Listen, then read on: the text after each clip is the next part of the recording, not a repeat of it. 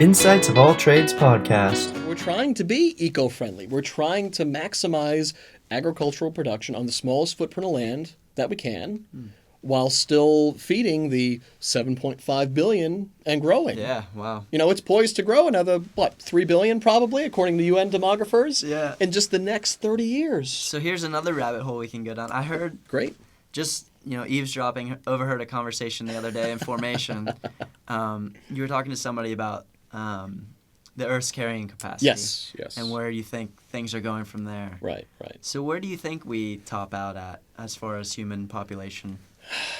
I mean, there are a couple of different, and I kind of use these examples in my class, Okay. of different absolute caps. Now, there's a couple of schools of thought that say our cap is 1.5 billion. So if that's the case, then we're grossly in overshoot mode right now, right? Because we're at 7.5 roughly. Other people say, no, we can sustainably feed maybe 50 billion people. But that's kind of an outlandish scenario because it basically necessitates that we start living underground, more or less as mole people. Ah, okay. Rather interestingly. That's interesting, yeah. The reason Or being, underwater or something. or somewhere, right? Like Atlantis type Yeah. domes or something to that effect. So let me just pause real quick. Yeah. What is this class that you're teaching? That you talk about this kind of Well, stuff? it's a number of classes, but Okay. predominantly my agricultural issues Okay. course. It's just a freshman first semester kind of introductory course that looks at some of these controversies that we've been talking about more in depth. Okay. And we do a lot of kind of role playing, scenario based, Interesting. yeah, We'll have to come instruction. back to that. And we can come back to that, Yeah, certainly. But talking about the carrying capacity. Mm-hmm. If we wanted to feed 50 billion people, which would be horrific, I Yeah. think, we'd all be living underground because every square inch of real estate on the Earth's surface would basically have to be turned into farmland. There would be no wildlands anymore whatsoever. Wow. So that's and That you know, doesn't sound too pleasant. doesn't sound too pleasant. And is that really sustainable? Can you do something in perpetuity? Right? Yeah. No. So I don't think that kind of meets this sustainability litmus test. So what about things like colonizing the moon or Mars or something? Yeah, that kind of came up as well during Yeah. that offhanded discussion that you heard, at least in part. So yeah, colonizing Luna or colonizing Mars. Just think about the sheer energetic requirements necessary to do that. Yeah. You know, a lot of people have said, well, we have so much garbage here terrestrially, let's just launch it into space. Well, think about the energy requirements to do that. And think about the carbon emissions, right? The carbon footprint of an action like Of that. It's just launching, going to exacabbate our climate change issue. Right. So you think you're alleviating one problem, but you're exacerbating another one. Sure. Yeah. So it doesn't make much sense to me. I don't see that that kind of terraforming of the moon being a viable, Because you'd have to long-term somehow option. transport back and forth. or we'd have or to, just complete new civilization there, or I guess. and we'd have to be able to extract what we need from the moon's crust, Right. and that's yeah. very energetically intensive, right? You Yeah. got to think the full kind of cradle to grave Mm-hmm. analysis of this, and it just doesn't make sense. Yeah. So 50 billion high point, 1.5 billion. Probably 1.5. I mean, that's what I've been reading. Okay. And we're poised to probably be at 10.5. I mean, there's some kind of flex in that number by 2050. Wow. But That's a lot. by that's a lot. 2050. So think of all those extra mouths that we have to feed. Yeah.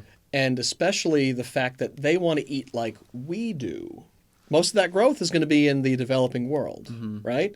And they kind of aspire to live like Americans do, like Europeans do, like Australians and New Zealanders do. Yeah. So that, that means they want to eat a lot of meat as well. They don't yeah. want a strictly plant-based diet. And a lot of the corn that we grow here in the States, about 50% of it is immediately siphoned off to fatten livestock, right? So we're converting plant-based protein into animal-based protein, which is much more complete and to a lot of people more palatable. So that's That is something interesting, else you yeah. got to think of, right? I've seen some things with these laboratories that are trying to grow meats. Basically. The Impossible Burger Yeah. and things like Yep. that. So how feasible do you think that is? I think it's very feasible. They just have to get the economics kind of Yeah, aligned like the with large the scale. demand. Okay. Right. But again, you're kind of growing cells that have more or less been collected from animals in these big kind of oversized vats with like a nutrient broth. Yeah. But the problem, at least to date, and I think they've overcome this to some extent, is getting the texture right and getting kind of the marbly quality of at least beef correct. It's very hard to approximate. Yeah. Okay. So that's kind of the next hump that we have to get over Yeah. on the synthetic meat horizon. Yeah. So where do you think? So you're thinking we'll hit 10 billion in the next 30 Next years? 30 years, this is... Is that sustainable, do you think? I think it is in the short term because post-2050, we're actually slated to decline Okay. Why in is that? population.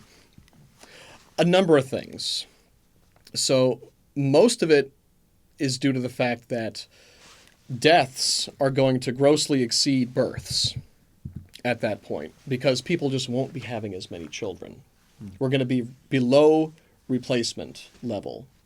So that means that ultimately our numbers are going to kind of plummet over time. Women just don't want to have 6, 8 kids anymore. Right, They yeah. want to actually have careers. And I can't blame them Right. at all in the slightest. And those that are having children are waiting much longer. Right. They're not having children at 20, 25. They might be having children at 35, 40, potentially. So you're kind of lengthening that generational window. So that is going to, in time, lead to a decrease in population. Women are just more educated, birth control, etc. But at the same time, we also have huge advances in medicine that are keeping people living longer. Living longer, too. So does that factor into those models? I think it factors into that model, into that Okay. conversation Yeah. as well. Now, granted, we've had a lot of advancements, but I keep on hearing in the news that, this generation is going to be the first generation in a couple generations, to not outlive their parents. Oh, really? Just because of diet, etc. Oh, okay. Yeah, I guess that makes sense. It's Yeah. hard to factor in all these things into, Yeah. this big cauldron and kind of mix it around and And then after make all, these it predictions. is just a prediction. In the It end, is. yeah. It is. But I mean, there's kind of a low end prediction and a high end prediction from the UN demographers, and it's between like 9.5 and probably 11 billion. Okay. So I kind of just take the rough midpoint, 10 and a quarter, 10 and a half, Okay. give or take. Interesting. But I think come at post 2050, we'll be in pretty good shape. We'll actually probably have too much infrastructure. We'll have to kind of scale things down a little bit. It'd almost be like an end game, Thanos kind of post snap scenario, Interesting. and we'll just kind of contract instead of expand. And then I think maybe we could actually live in harmony with there you go. Gaia, with Mother Earth Yeah. for a change. When we reach kind of a new equilibrium, a new carrying capacity, which I think is probably about that 1.5 billion in time. You Now- think it'll go the whole way back down? I think we'll reach a new steady state Okay. ultimately. And, in time, we may become endangered species ourselves if people aren't opting to have kids. Yeah. And that's a whole nother That's true. discussion, of course. But, none of this is going to materialize until probably, 3050. Wow. Okay. It's so a long ways it's off. a ways off, Yeah. well beyond our generational Sure. concerns. Yeah. Yeah. Interesting.